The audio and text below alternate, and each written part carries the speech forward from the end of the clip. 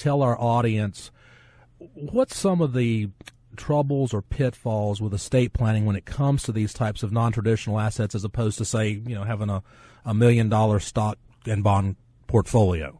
Exactly.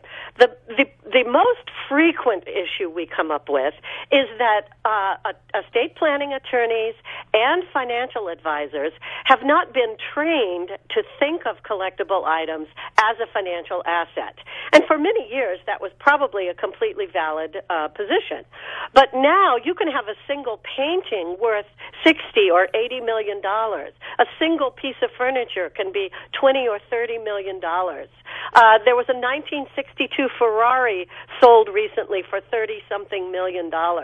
So the amounts of money associated with these items of personal property now has become so significant that it's actually could be quite a problem for the estate planning attorney who doesn't ask the question, are there items, significant items of personal property in your possession that we need to pay attention to in the estate planning process? Most commonly, the estate planning attorney will just say, okay, you got a bunch of stuff in your home. We have a line item here at the bottom. We'll put $25,000 or $30,000 down there for personal property, and they just move on. Well, this can get the attorney or the financial advisor in a great deal of trouble now if there's $30 to $50 million worth of collectibles that end up being unplanned for simply because the attorney or the advisor failed to ask the question. What's in your garage? What's in your basement? What's hanging on the walls? What's in your bookcases or your curio cabinets? So that's one of the really extreme situations we come up with.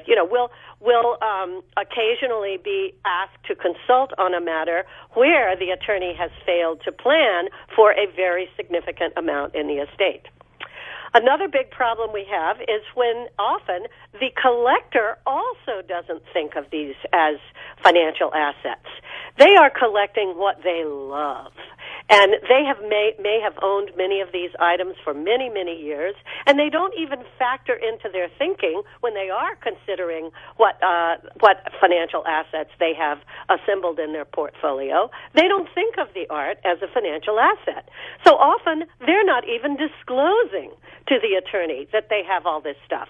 So if the attorney isn't asking the question and the collector isn't discussing what they have, it's very easy for all of this to fall between the cracks.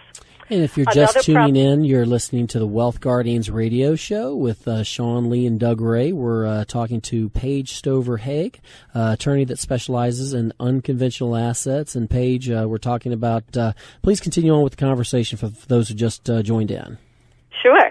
Another issue that we see is there have been, in situations where certain pieces of property have been in a family for multiple generations, and this can be typical with art and antiques.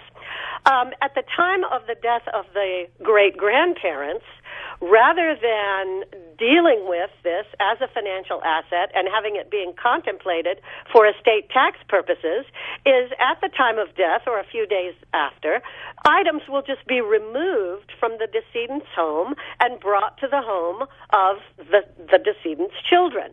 Then that happens for a second generation.